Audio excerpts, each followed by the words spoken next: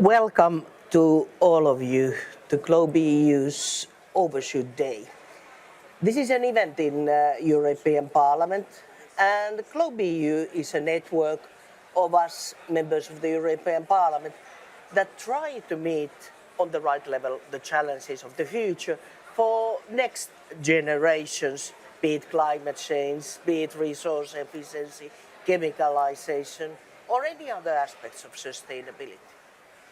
And did you know that we are reaching the Overshoot Day already on the beginning of May? This means that we have used globally already by the beginning of May all the resources that are sustainably to be consumed in the planet. So we are indebting ourselves, so actually the future generations, for the overconsumption that we are doing. But yes, we do have the means, and yes, we need to create the political will and responsibility, and this is the reason why Globe EU exists. And welcome, Heidi Hautala. I'm very happy to be here with you, one of the very renowned, long-standing member of European Parliament and Globe EU, working for the sustainability. And we have had already for a couple of times a tradition to have this Overshoot Day with young people, because to you we bear the biggest responsibility. And that's why I'm very happy to welcome the 4 European schools in Brussels and your representatives here to discuss with us about the sustainability and Overshoot Day issues. And in this context, I would like to especially thank Matthew Pye and Nicholas Daken and welcome you.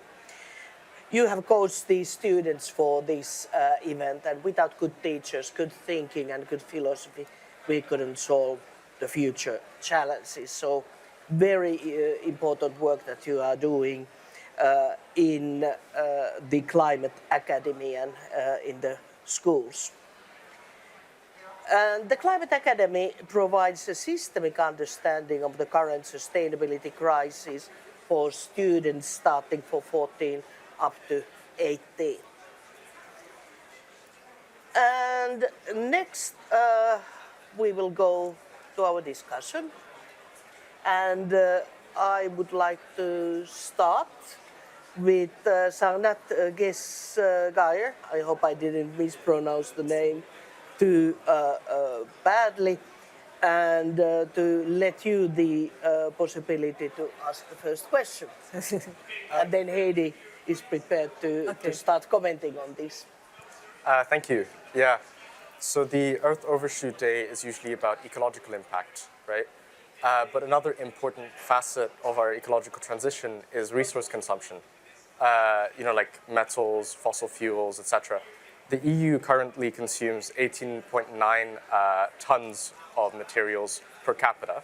But the International Resource Panel, which is jointly chaired by former EU Environment Commissioner, has found that to be sustainable, the EU needs to reduce its consumption to 7 tons by 2050.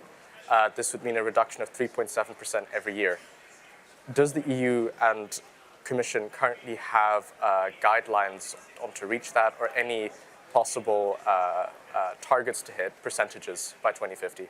Yeah, thank you, Sarnat. I think the European Parliament has been in the forefront for calling for binding targets on resource efficiency, which is extremely important, as you have said, by the side of carbon neutrality targets. So the European Parliament thinks that there should be a kind of a timeline for EU to reach resource negativity, just like it has an end date for reaching climate neutrality, let's call it. So I believe that setting the targets would be very important, because it would sort of encourage everybody and all the institutions to come up with means. We do have a few means, but they are quite modest concerning the level of consumption that we now see everywhere. I looked into how much electric and electronic waste has increased from 2010 with 82%. I mean, that's unbelievable. And we've had some directives to but nothing has worked. We import more and more, let's say, not extremely useful or high quality products from China. China is the world's factory. How can we deal with that? So the targets are important, but then the means. And then obviously there are big efforts going on, like now the durability of products is very much demanded by legislation. And it comes to everyday life. You know, you have a broken washing machine. It has to be broken. It has to be repairable, and in order to be repairable, it has to be able to be broken into pieces. You have to be able to deconstruct with screwdrivers and other tools. So this is now very much coming, but I'm very glad that the Globe EU has been able to emphasize the role of the resource efficiency by the side of climate efficiency and climate neutrality. So next term, the Parliament has to work very hard to make this really a reality. So if those sort of directives ever would start becoming more concrete, how do you think it would be possible to inform European citizens more about the progress the European Union in general is making towards these targets? Well, I try to follow a great campaign that I don't know who came up with it, but it's only buy 5 new garments a year, and this doesn't count underwear and socks, But for the rest, I mean, let's keep our clothes as long as we can, and let's repair them when they will be broken. So in everyday life, we can spread this kind of campaigns and practices. But obviously, it all comes to the need of systemic solutions. I just had a discussion with a group of young people who are quite active already on climate and environment. And I asked them, what is the single one thing that you all want to see happen? And they all said, it's now enough of just having this kind of individual solutions. We need systemic solutions. And let's continue to discuss on those. You have the next question. Sorry. And if I may, I would like to add one point on this discussion, and it is if we want to tackle climate change, actually the resource efficiency is in the root cause, and it is one of the most effective, if not the most effective way what we can do. And about campaigning to people, I think that we could campaign also, we should campaign towards the politicians, ask the young people to communicate, campaign to the politicians that, okay, we can have how many watches, but we don't have more time. And sort of producing more and more actually is not the solution. But we can actually live better lives with less resources, because I'm not having my phone because I love aluminium and cadmium and plastics. I'm having it for the communication. Yeah. By the way, before we go to the next one, you Beatrice Prince from Latvia. I would like to welcome also our people online from VIPGEAR, the partner from India, on our discussion. And of course, this is important to have this kind of a global networks when we discuss these ideas. And I'm very happy to see that the Climate Academy has very prominent young people there also. And now, Beatrice. Yeah, okay, so the fashion industry is the 3rd most polluting industry in the world, and it contributes to 10% of the world's total annual carbon emissions. And so my question would be, what legislation would you put forward to ensure that these companies stop having such a negative impact on the total carbon budget? Well, we have created accounting to the companies so that we could know if they are stealing the money or if they are proper in their tax payment and salary payment. And that we know when we are investing, for example, for our pensions, how profitable they are. It's vital information. We couldn't sort of live in a society where you wouldn't have the information about the financial accountability for companies. Yeah. I think that saving the planet or destroying the planet is even more important than the financial accounting. That's why that kind of a company reporting where you have in balance sheets, just in similar way that you have accounting, telling about what is your climate footprint, biodiversity footprint, what is your footprint on resource consumption, how you are dealing with your workers, and all that should be harmonized and on place. And in this parliamentary term, we have taken some steps forward, but still there's quite a way to go forward to have this green ESG accounting as a part of integrated reporting and in our balance sheets. This is the first step. Then the second, and this is my big dream, is that nowadays when we tax the profits of the companies, what about if we wouldn't tax the profits? If we would tax the resource consumption and emissions. So quite clearly, if you can make clean and pure profit, you can do it. But if you are using our public common goods, you need to be paying for that. And then to know what is bad and what is good, then I think that what needs to happen is to make the do no significant harm principle much more clearer. So none of the economic activities should have a significant negative impact. And this is, for example, banning the fossil fuel use by 2030-35. And then it is not only question of having a negative criteria, even though you start. In the longer run, it is like you can't sort of say, I can beat women and children if I just beat a bit. Yeah. It should be a total no-go for destructive actions. If I may, first of all, Sirpa is always a master of coming with this kind of very comprehensible parallels.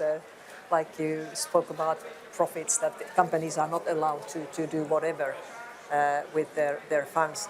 But what we have done in this term, and which is just now finalized, is this, let's say, supply chain legislation. And it has very much to do with textile as well. But not only, it's all the products that we produce, when we consume.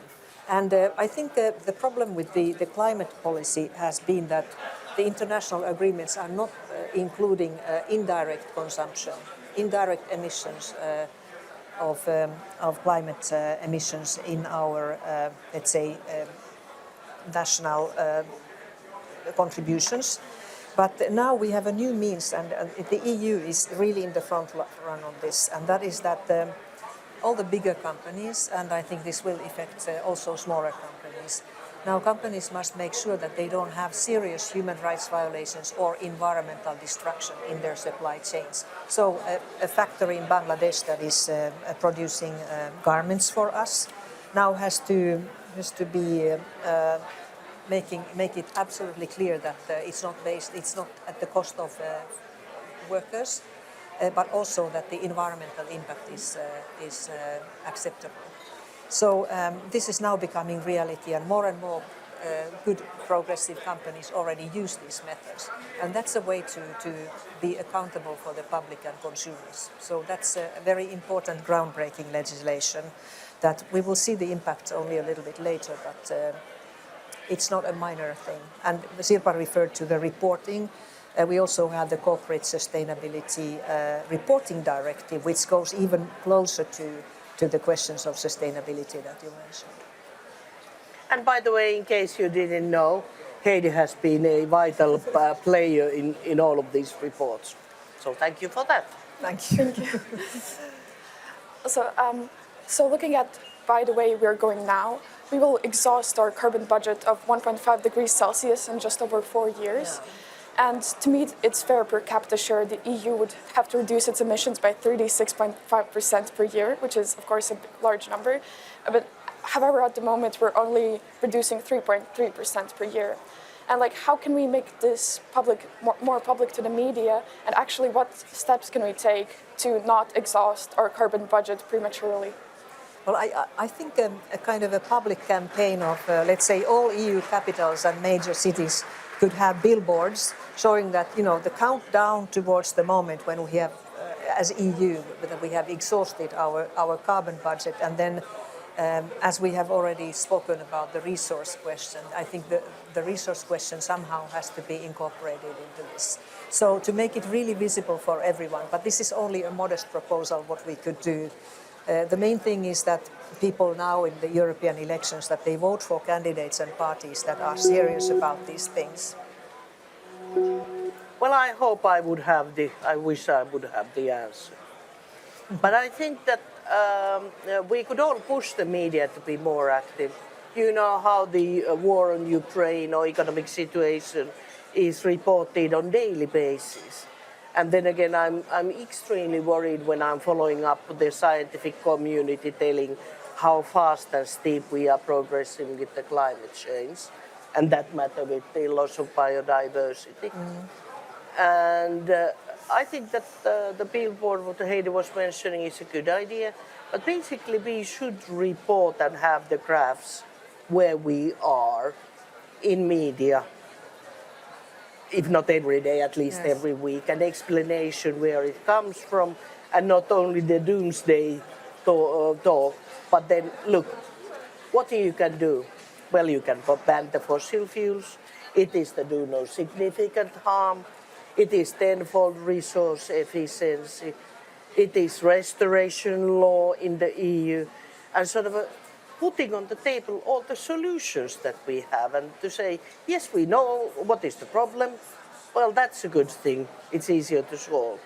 We actually, yes, do have the means, technology-wise and legislative-wise. And good news, we even do have the money, and this is the sustainable finance. We are just putting our money in subsidizing, for example, fossil fuels. The global subsidies for fossil fuels were last year biggest ever in history. Isn't that crazy if you think where we are? And so if you put that information on table for people, I think that then the people would react to towards the politicians more than what they do nowadays. Right. Okay. Thank you. I was just actually thinking, if we put more of our resources towards green energy, doesn't it also extract many resources, like in many raw materials, which are not replaceable? Yeah, I would say that both of us have voted against the Critical Raw Materials Act for exactly this reason.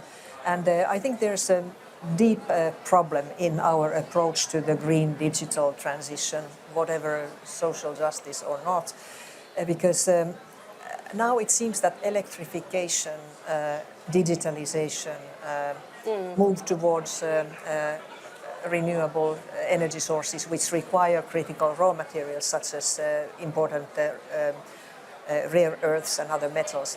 It's without consequences. There's no attention, serious attention to what the cost will be in terms of mining and extracting these resources. And that's why we need a circular economy, because we cannot just solve this issue by trying to mine more resources. I see a bit of a disaster in front of us right now. But so the circular economy will be here. Because one thing is that, do I really need this talking fridge with new semiconductors, with very important metals? I'd like to be, I would rather avoid having a speaking refrigerator that tells me what to do, because it's also a security risk. So we can't just be adding new services and new ideas, but there seems to be no breaks to this development. So I'm a bit desperate at the moment, I must say. Sorry, just was wondering, you mentioned this focus on subsidizing fossil fuels and putting our resources in the wrong sort of direction. Why do you think that isn't changing faster? Our society's subsidy systems and energy structures, production structures, are born in certain framework of legislation and budgets. And so certain type of agriculture is profitable, certain way of producing steel or mining the coal is profitable. And then again, the new way would demand totally different kind of a policy framework. But guess, if you are sitting as a CEO of a coal mine or energy company based on coal or mining or whatever, or the farmers, you've seen all the riots by the farmers, then what do you say? You say, please don't change the world because I'm feeling comfy as it is. And this is a strong voice and lobby. This is the most heard voice. It's much more heard than the young people or the green industries or others. And this makes this kind of a blind spot for politicians, because we hear more this saying, don't change, diesel cars are the future, don't change, gas-based hydrogen is the answer, don't change. Then we hear okay, let's think it over and differently. I think this power of the agri-business lobby, even it's inside the house, it's not just outside the tractors and farmers, but they are really the most powerful lobby, and they manage to stop all efforts towards any sustainable food production. So even on the contrary, now the European Commission has raised their hands up and given some weakening to the environmental requirements of farmers. So what to do about that lobby? I mean, there's a general answer maybe that we need more transparency and accountability of the lobbyists. But so far, we've not been very successful, I'm afraid. Yeah, there's this sort of a distortion in lobbying. But if I can comment on your question about what are the challenges, I would like to add a couple of points. And one is that we have very easy low-hanging fruits to make the changes, like the agriculture. If we would produce more organic-based, more vegetable-based and fish-based diets, we all would benefit, and our health would benefit, and animal would benefit, and climate would benefit. But because of this conservatism, we do not do the actions.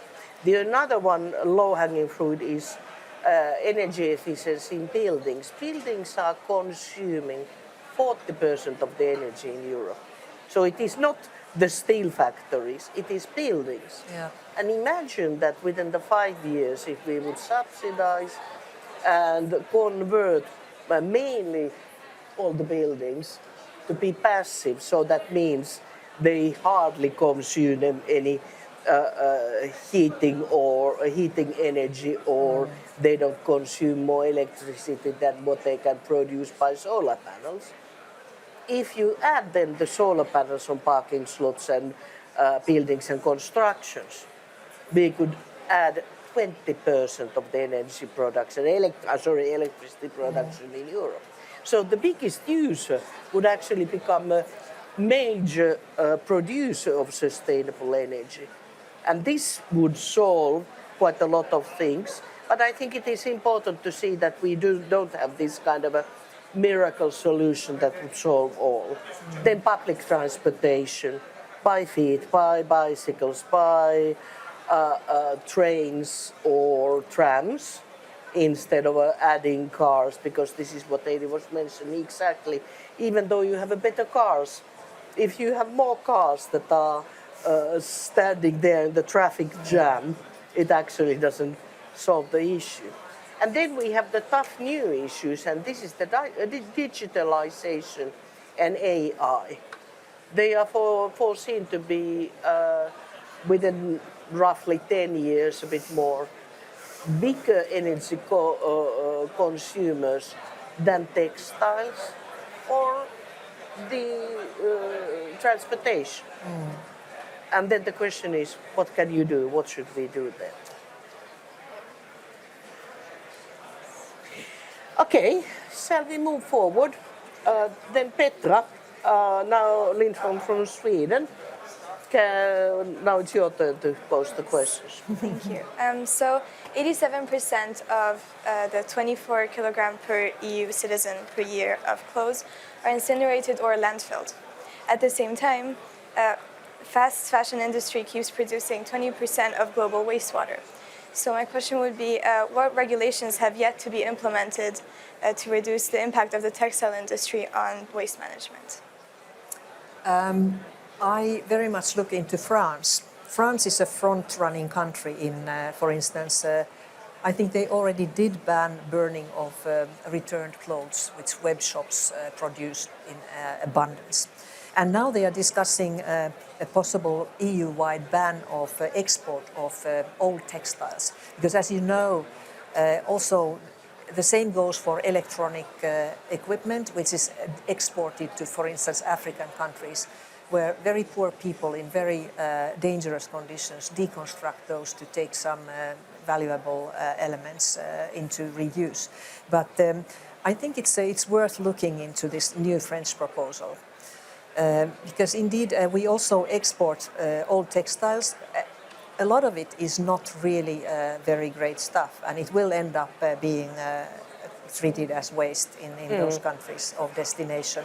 So I've heard counter arguments. There were Kenyan traders who said that this will destroy their business. So I'm eager to hear from you. What do you think about this? But then obviously the good things coming, which is that the textiles must also have this, what they call product passport, which is a declaration of content, information for any kind of recycling company or so. Because as you know, there are some elements, some materials in textiles which are not good for recycling, like elastan, which makes clothes nice and flexible. You know, if you add 1 or 2 kilos, you know, you don't feel it because your clothes stretch. But I don't know if it's such a great idea anyway. So, yeah, what do you think? What should be done? Well, first of all, the material is a large issue of the clothing, because a lot of the material, as you previously mentioned, cannot be reused and such. So the durability would be a big thing, as well as the circular reuse of clothes and the fixing of clothes, as you mentioned. Well, I think that the circular economy would have a good answer to this, but it needs regulation. What that then would mean, first, it should have the elements of the textile strategy, what we had already. Firstly, the sources of the materials would need to be sustainable, and this is a tough choice, knowing that basically all the synthetic fibers, polymers, they are plastics. So you shouldn't have them, and the big part of the nano and microplastics comes when we wash our clothes. Yeah. Then, with the cotton, we all know the biodiversity, water consumption, chemicalization, so you can't add that side either. Then wood, yes, and the wood fiber is a solution, and it is produced in India, Pakistan, in many places. But we have limited forests, so you can't expand all of that there. So it would need to have this kind of a long track certification system where the materials come, and then yes, roughly more than half should come from the recycled materials. Now we are basically burning the textiles. Okay, then you mentioned already the textiles should be more durable, long-standing, and upgradable. It is this sort of a tweaking with at least people used to do when you had a t-shirt or a dress and it came a bit old-fashioned, then you added some ribbons and colors and remodeled it, and it was as good as new. And you used during the wartime, even the curtains to produce dresses and whatever. So use more imagination. Then leasing the goods is solution. I'm using quite a lot of black dresses and trousers, and if I would lease them, they could be made more durable, and I just sort of pick the clean ones and leave the dirty ones, and someone would do the cleaning and ironing and all the stuff for me. It would be a service for me too. And then what we could do is this different kind of a leasing and whatever changing public sort of a lending systems. I always love red dresses during the Christmas times, but I wear them 3 days per year. So why do I buy a red dress? And I could Yeah, it's absolutely crazy. it's absolutely crazy. I could easily lend it or lease it or change it with Heidi or with someone. Yeah. 3 days for you and Yes. 3 days for me during the Strasbourg week. So there's a lot of these kind of things. And then after this, you should sort of cut half at least of the production. Then production on demand. Now with AI and all the other possibilities, why do you produce 5 million black dresses and then you burn half of them because no one buys them? Yeah. And then actually it is a very good idea to have the ban on disposal of non-sold textiles. So you would define for all the textiles you have not sold and you couldn't dispose them. It's your headache what you do then. It sort of helps you to think. And then I'm very fond of the idea that we would have for the fast fashion the same concept as for plastics when we talk about single-use plastics. We shouldn't produce or sell single-use textiles, and basically, all these 1 euro t-shirts that look bad already even when you buy them, and you can't even wash them or whatever because they basically disperse. The price for the buyer is cheap, but the price for the environment and those people, mainly women, producing them is extremely high. So you shouldn't be able to put on the market anything like that. And then as a last resort is the recycling. So you collect, you repurpose what you can't repurpose, you refiber, you make new thread, new fabric, and so on. So yes, we do have solutions. Tonight, a colleague of mine organizes a textile swapping day. So we all bring our textiles, clothes that we don't want to use anymore. We bring it to the same place, and then everybody can pick what they want. That's a good idea. But I must say that I buy quite a lot of second-hand clothes, not only because second-hand is ecological, but because in former times the materials were much better. So when I see a wonderful woolen coat, I say, okay, this is from the time when the quality really mattered, and it's regrettable that the quality has gone down. But what to do about these masses of consumers who want to buy from web shops for just maybe wearing a few times some t-shirt? What can we do? Also, sorry, it's basically the same question, but you talk about these very easy solutions like a ban on burning or getting rid of unsold clothing. How come there isn't much momentum behind that sort of EU-wide regulation? Yeah. It's a good question, but the last time we discussed it here in the Parliament, there was quite an upset in quite some political groups telling, no, you can't go and tell companies, and you can't go and tell consumers what kind of a t-shirt you want to wear. It is freedom, Yes. and this is limiting the freedom. So basically then this sort of a circle winds down on the fact that if you do not see the urgency and the need for action, if it only would be sort of haphazard random, I don't want Heidi using green shirts, then of course you get upset. Oh, who are you to say what I'm or she's wearing? But if you understand what it means when it comes to content and quality, then you understand. It's a bit like if you get the diagnosis. No one of us wants to be operated. And if you just go and say, okay, you should have an operation, probably you get upset. Don't start cutting me. But if you have a very severe illness, an acute illness, then you understand why you need to do that, because it is a better solution. How do you think we can, since this comes from a lack of awareness about the urgency of the issue, how do you think we can help the public become more aware of this urgency? Well, I think the media is the big part. Then you are a big part. It is actually some studies that it was the young people in schools that educated the parents and homes to collect and recycle things. So it is something that needs to happen in people's everyday lives, and the message, this matters.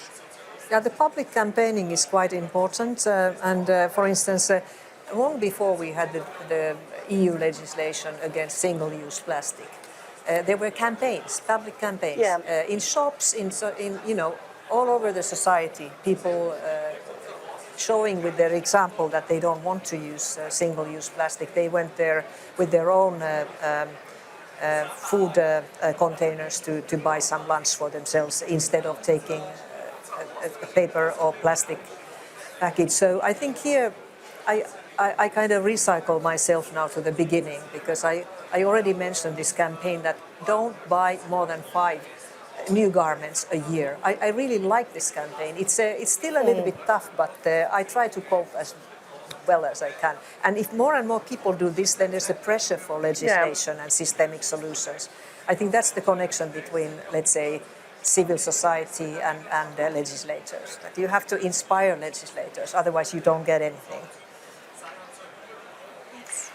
Well, I think that we have consumed our time.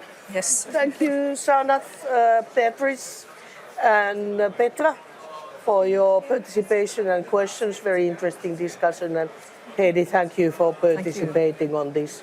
Let's try to make the world better and have a very nice spring. I think it has arrived. Thank you. Thank you. Thank you very much for your time.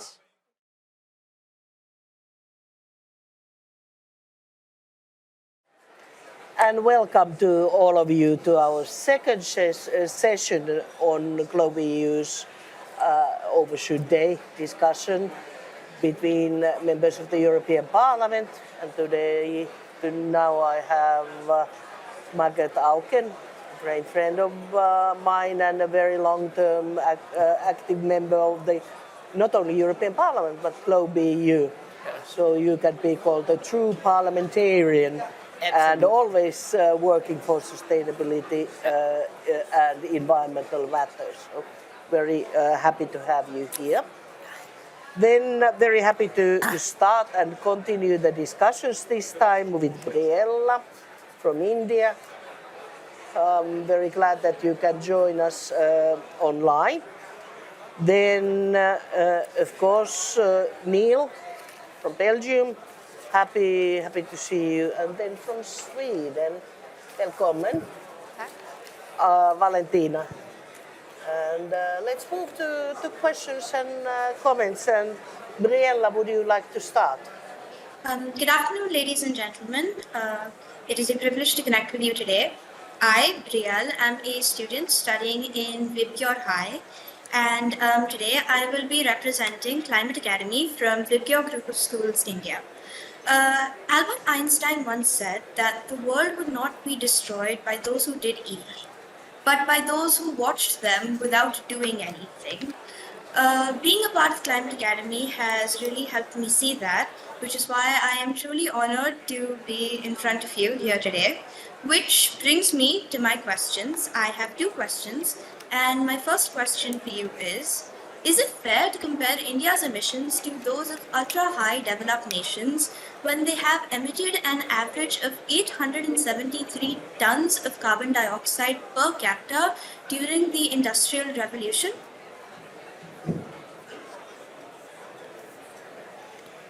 Well, if I start, Briella, and then Margaret will continue. I think that your question is very fair. Is that right? And then when we are talking about the overconsumption, actually the world is using worth almost 2 planets of resources every year. But there are many countries like India being in the limits of 1 planet. But then USA is consuming per capita 4 planets worth of resources, and we in Europe over 3 planets. And that's why when we make global agreements, I like very much the debate and discussion about climate justice.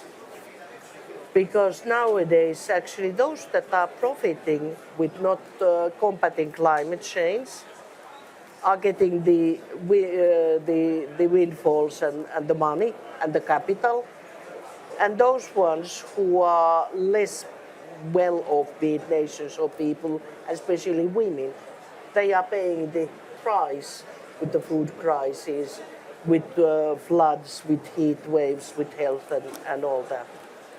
And then one idea that has been tossed around is that with the climate justice, we all would have a climate budget in the planet. And if I can't sort of have myself on my climate budget, then I would need to buy it from someone else.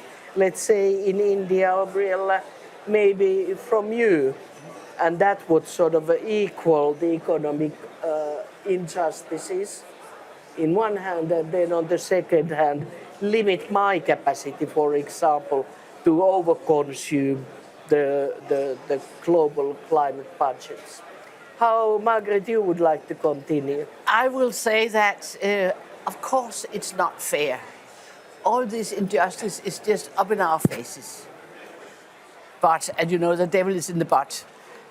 Being the grandmother of 8, looking into their future, you two young people here, looking into your future, you know, it's not much comfort in saying, okay, no, then forget about India, and then we only will punish, or what you call it, the rest. That would be of no help to you, no comfort to you.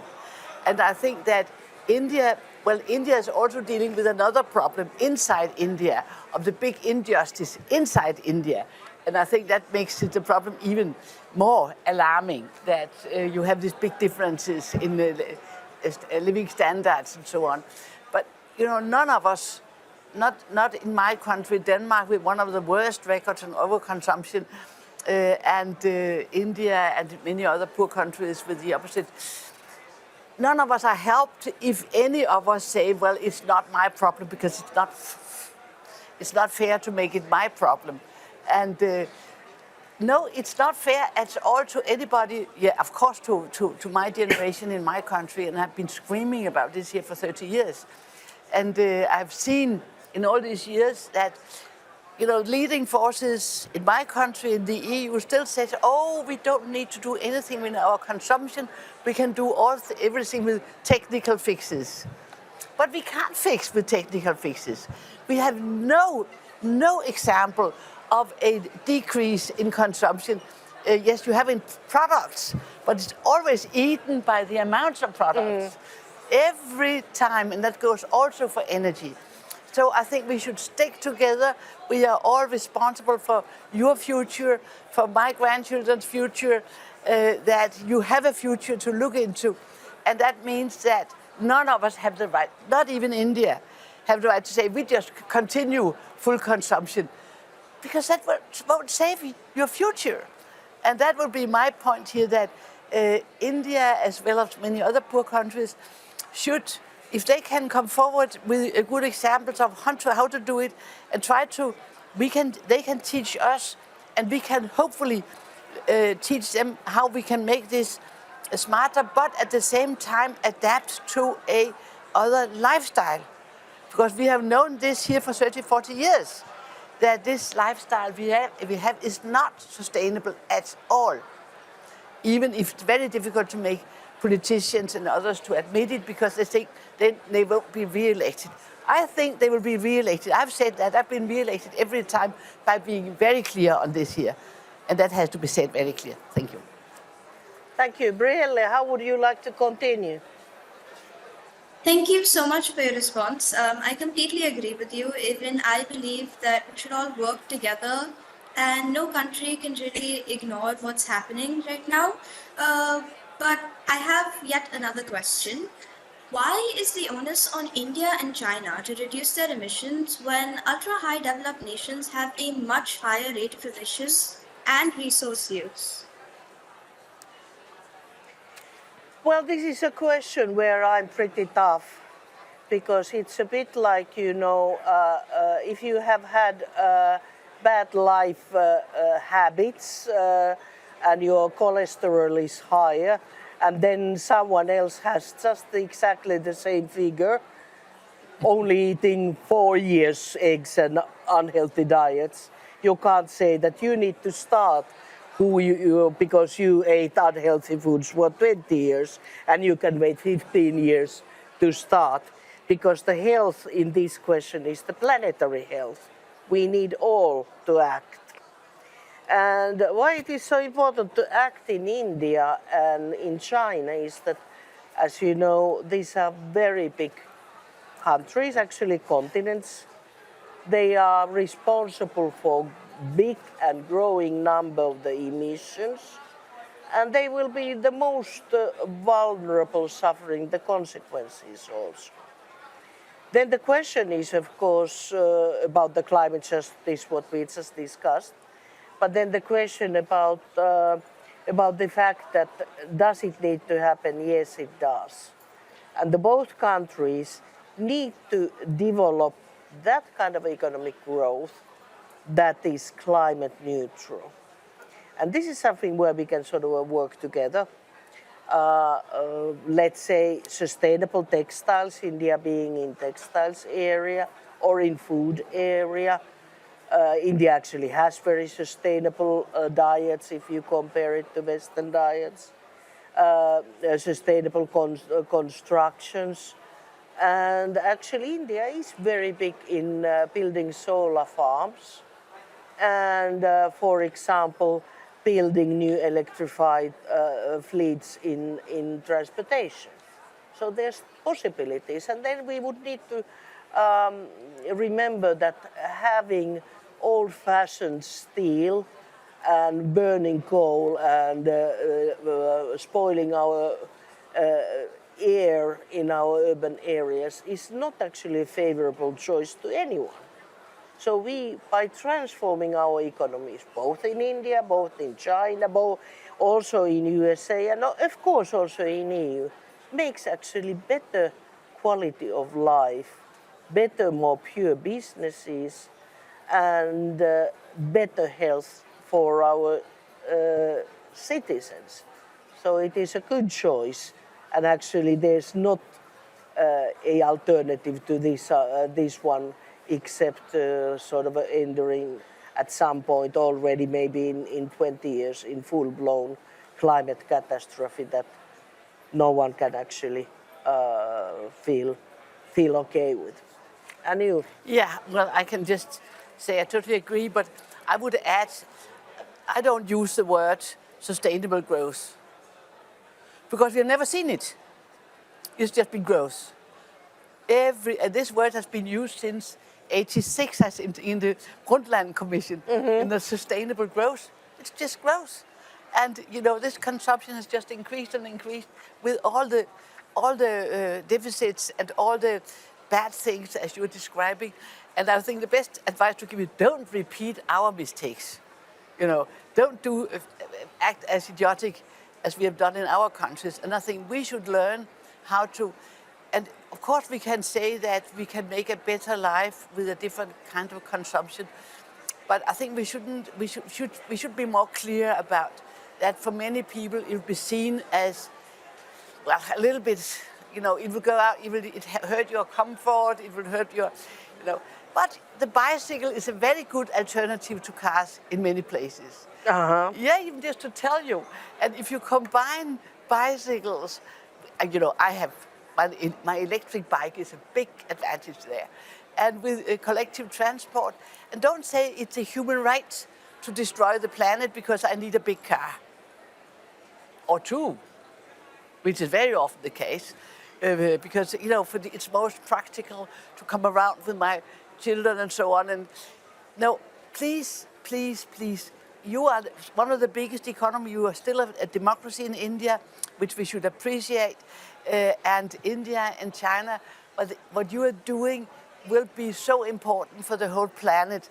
And then, of course, you should keep on addressing us, our countries, with all the things we do wrong, and urge us again and again to improve and to learn from that, but don't say that you have the full right to make our mistakes, because that would be very stupid.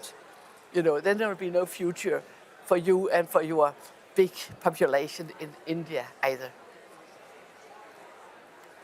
Thank you, Margaret. And what about Briella?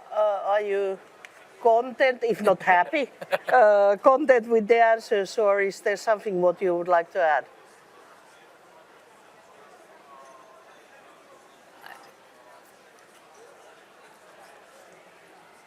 Thank you, Briella, and thank you for your activity, and all the best luck to your work on India on these questions. And yes, keep on pushing us in European Parliament and in our member states for better policies. And good luck with the Climate Academy in India. Then we'll move here. Neil. Yes, I have Welcome. a question for you.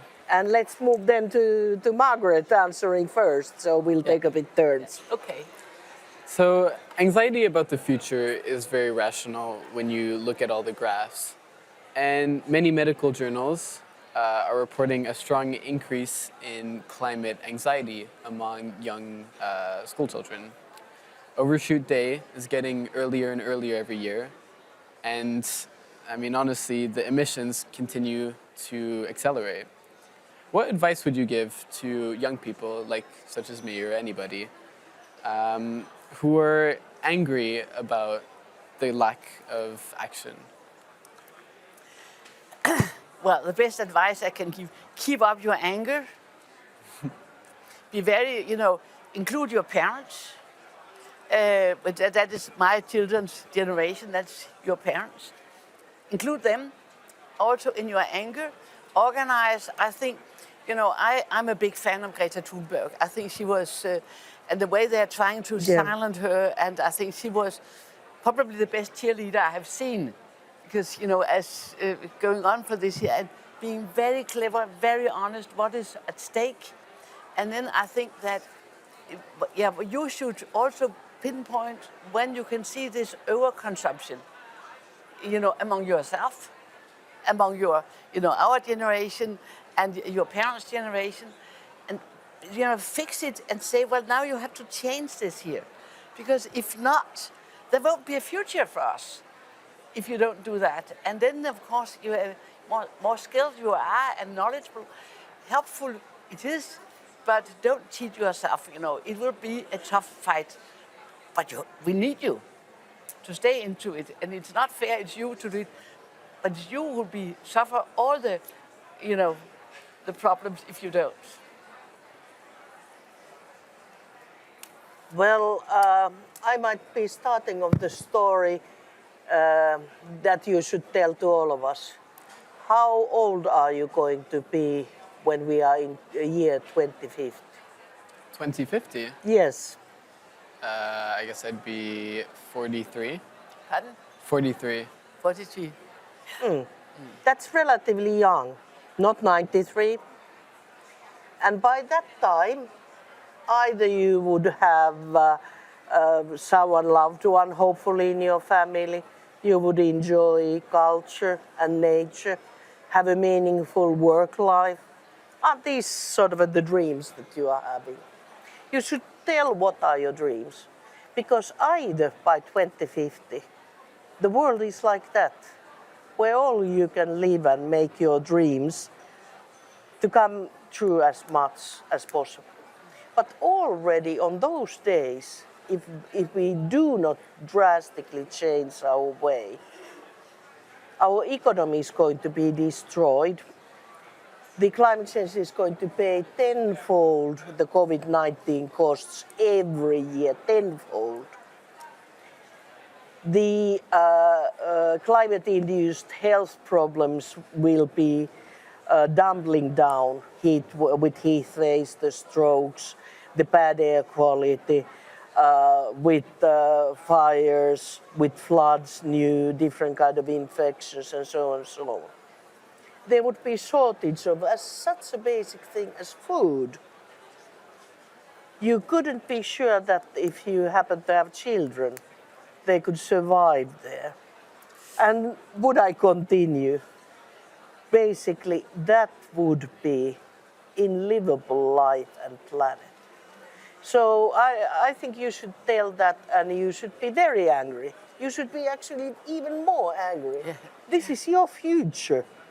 And already within 10 to 15 years, we are either turning significantly better or worse, like we've seen the floods increase and forest fires and all that. This is your life. What right we as politicians have to destroy your businesses or anyone? What right do we have to destroy your livelihoods? When there's the war in Gaza and people are mass murdered, or war in Ukraine and people are killed, we all are upset and we say, no, this is a crime against humanity. You can't do this. And that's very right. This is what we should be doing. But even though the means are different, there's not knives and guns and bombs. This not acting on climate change when you know and biodiversity loss is exactly the same thing. It is a mass murder. It's a genocide. But the target is only the not future generations, as we used to say 20 years ago. It is now living generations, young people and their children. And this, I don't know how it could be getting more serious message to politicians than that. And I think Greta Thunberg has quite rightly been angry and trying to put that in front. And it is very unforgivable for any politicians to say, look, you are just young, you should study and not worry about the climate politics. Will politicians handle over that? Because it's not true. We are not handling it effectively, firstly. And secondly, you have the right and actually obligation to take a standpoint on your future.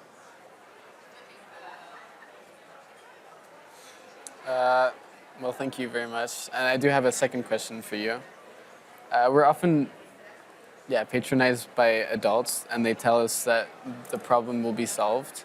But so many planetary boundaries will have already been crossed by that time, by the time that we have any position of influence at all. And well, my question is, how can we shift the public narrative into more of a structural and systemic change instead of and away from our obsession over individual actions? Well, both individual actions, because I think they are important to show that that you know that this here has to be changed by people, and not sitting there waiting for miracles to happen.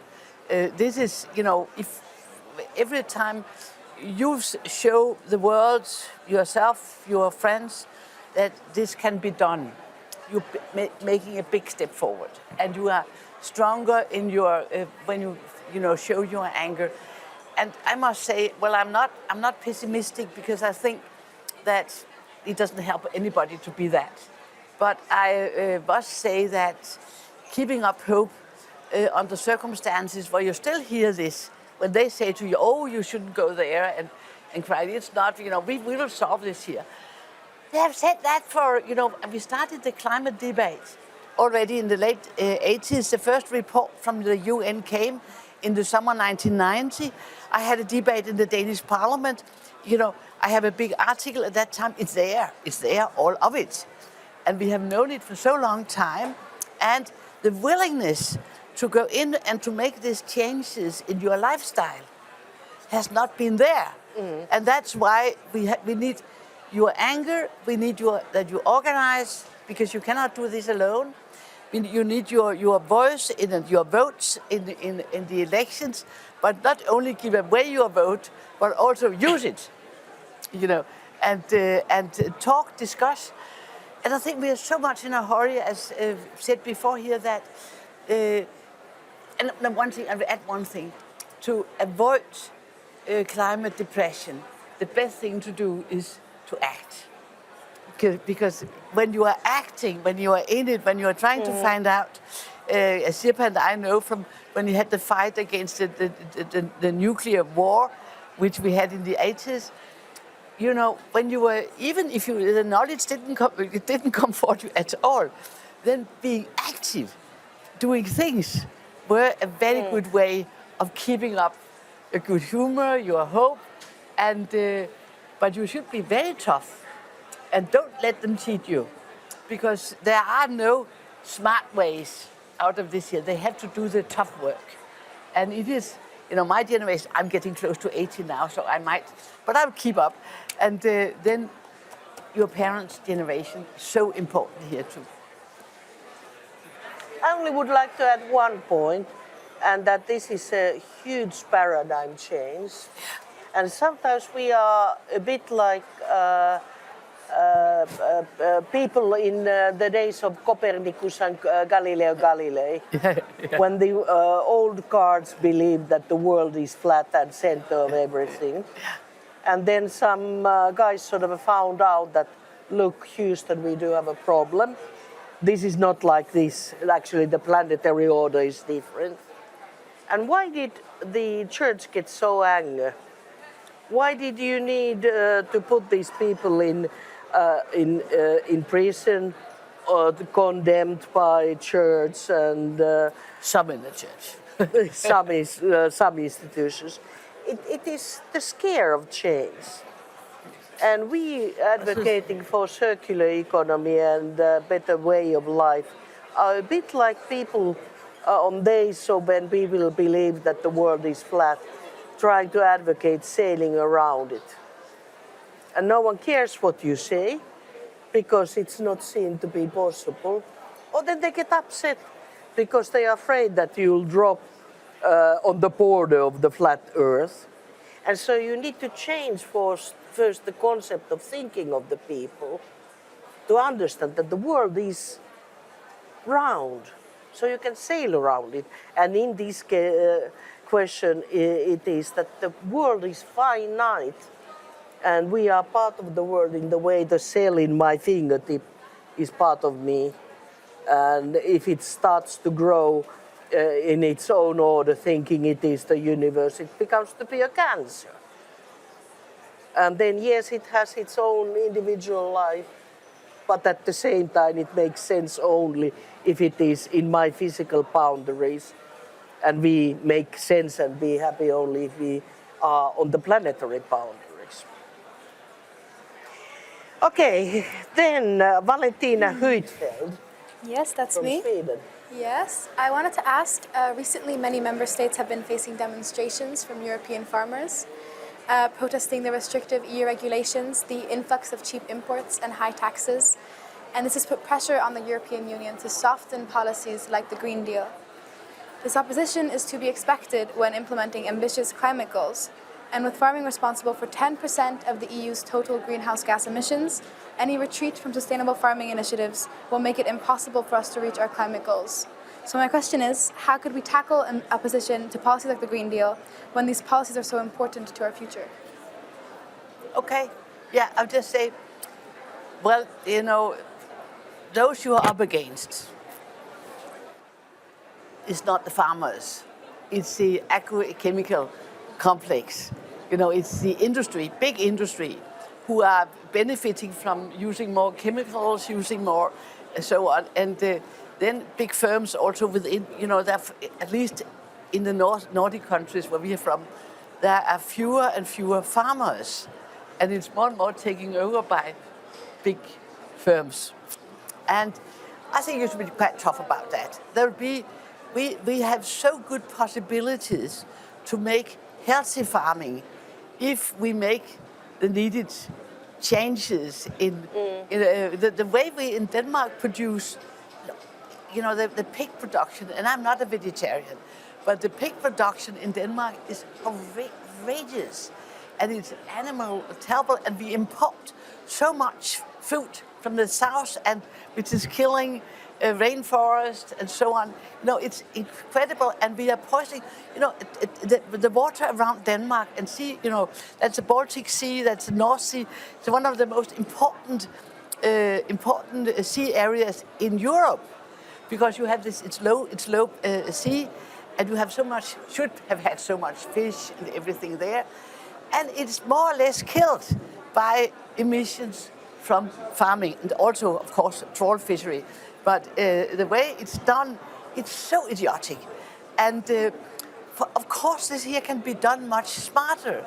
And you have people among farmers who know this here and know that without nature, when you're killing nature, you're killing, farming here. And I think if you just address the real lobbyists here, which are not those with the tractors, it is, I think the agrochemical complex, and you address them, and you address some of the other big guys there, and say, well, it's you who are gambling with the globe. It's not us putting environmental demands on, and we can help the farmers to do this here much better, and we know how to do it, and we know how to make a much more healthy production. I think it's, killing drinking water. Come on. What are you doing here? And killing nature, and species are disappearing at almost a daily basis. And this can be turned around. We had a funeral in Denmark recently from the Vejle Fjord, which is a very important, one of the fjords in Denmark, which is dead now. But it's not totally dead. If we change this here, but we look into a summer which will probably be worse in the Danish sea area.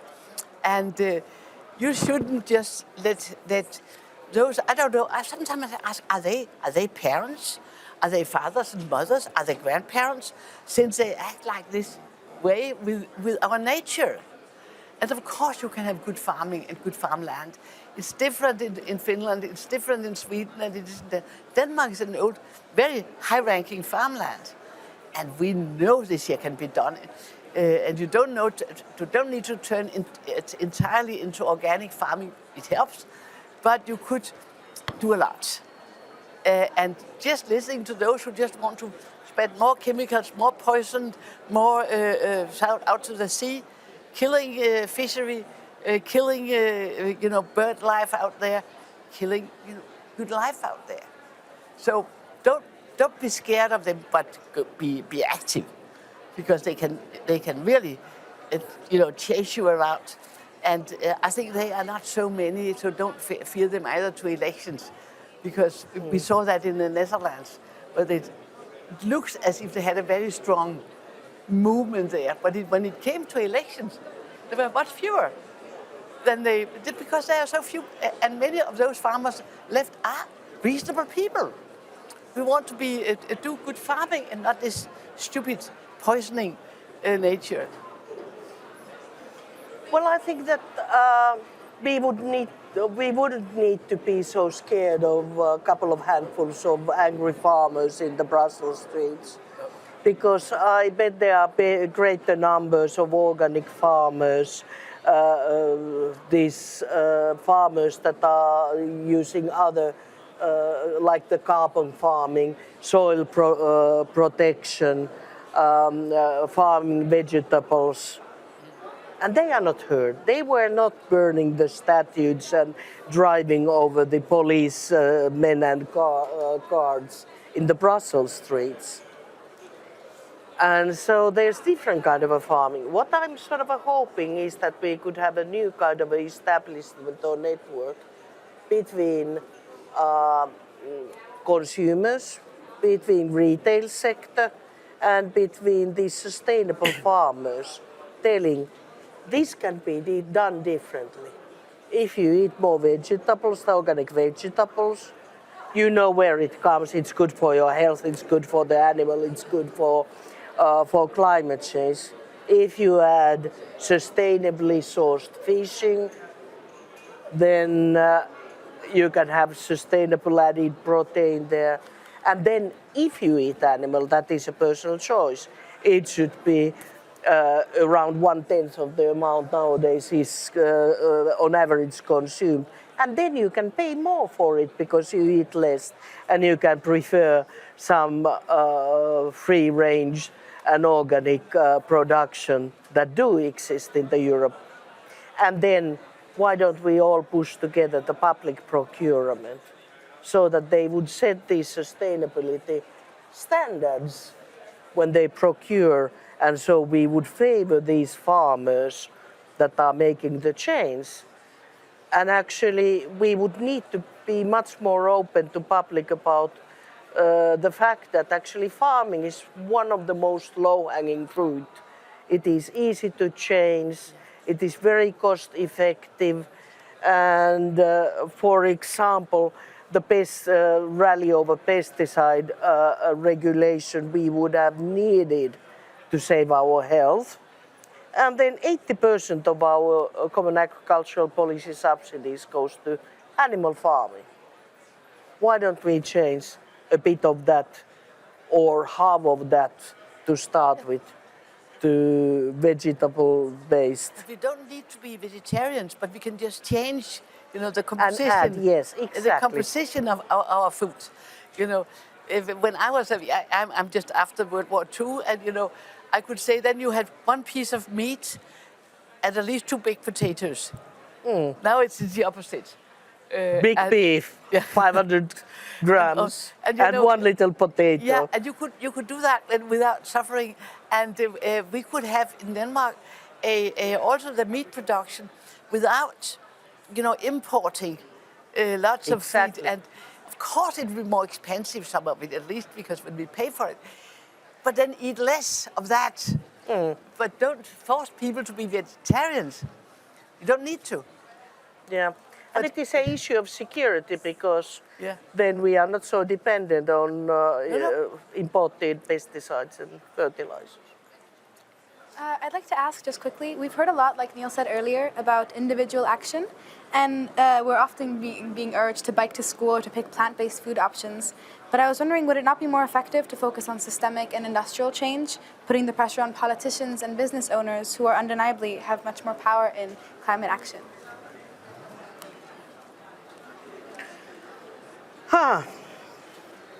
How to create that pressure? I think that it needs lots and lots of activities like in agriculture, because if we have this old-fashioned worldview, you can't change the action. But could we tell different kind of a positive stories, like the positive story of organic farming, like the story of energy efficient buildings when you don't need to pay bills for your energy and you have solar panels, and then actually you might even earn something about the energy, not paying for it.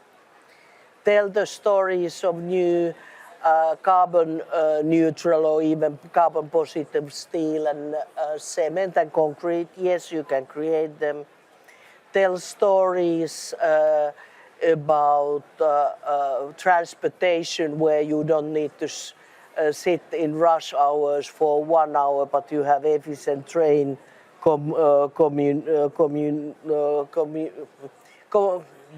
transportation from one place to another. And tell, yes, this is possible. This is a better life. It's doable. It doesn't need some sort of an Einsteinian new complex issues. Don't try to make it too complex, like the carbon capture and storage. Won't work, take ages. And we are still waiting for the fusion nuclear energy. Have been waiting for 50 years. When we could put the solar panels existing and wind power already on place.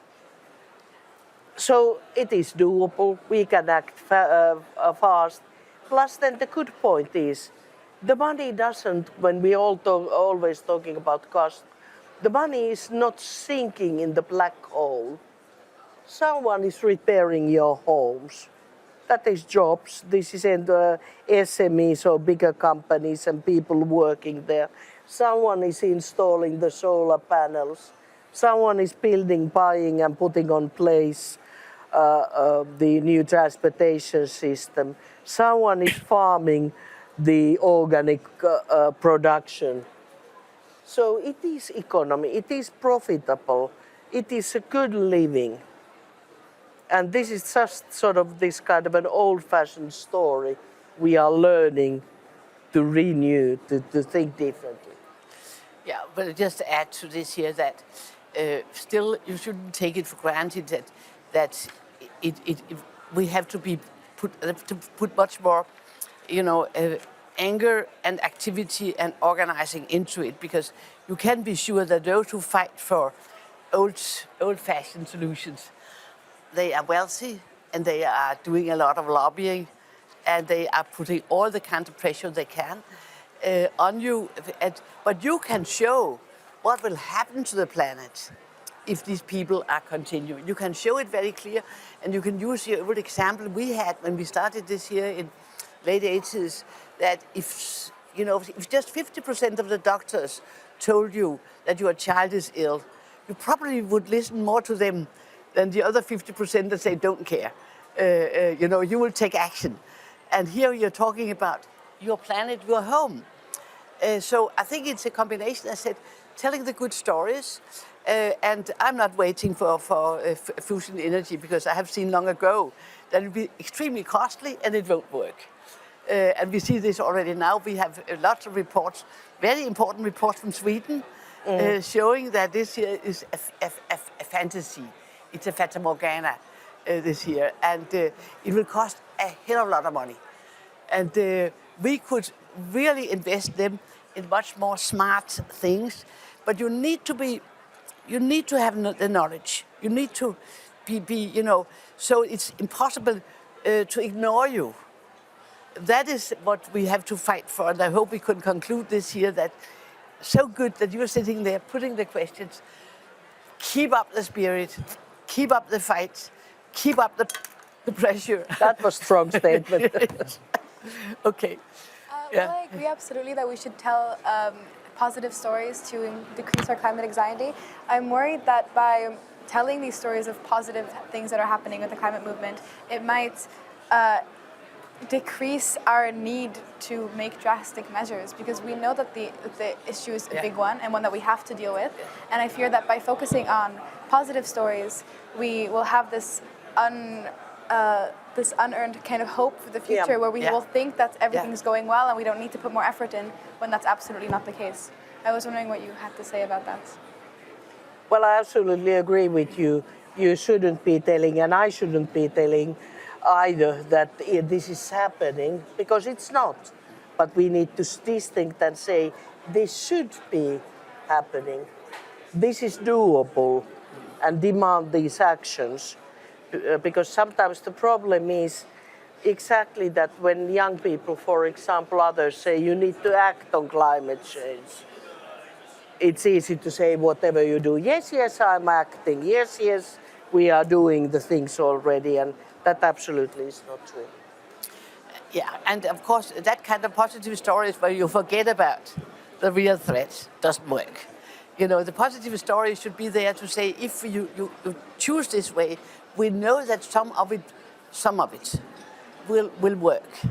And we have seen, for instance, in Denmark, the wind power, what it has done, and we are developing that. It's much more cost efficient as our solar panels. Then invest in how you could, build out the grid, the network, so we can cooperate. That's one of the good stories. But the whole, the reason why we have a so high level on wind in Denmark is that we had a big fight on nuclear back in the 70s and early 80s. And that forced Denmark into, at least the progressive part, into work with alternatives. So we got energy planning. I remember in Finland, in the Nordic Council, I was talking with one of your old colleagues. He couldn't even spell energy planning. But and that really helped to do this here. And it's also you know, we cannot make this here too long, but I would say that the good stories, yes, we can do this here, but don't try to tell anybody that this here will just come automatically by the development, because still too much money are spent on nonsense. And all these dreams, we just solve it by this and that fantasy, as you mentioned yourself, the capture storage of, yeah. Well, it might, but we haven't seen it. It's been working it for 20 years. I remember my whole period here. It was at the agenda and nothing real has happened. Okay. Okay. Thank you, Margaret, and special thanks for Brielle online from India. Thank you, Neil and Valentina, and all the listeners online, and of course to all our wonderful students and teachers from European schools of Brussels and Climate Academy. So, keep up with the news, keep up with the positive mood, and keep up fighting. I think that we can save the planet.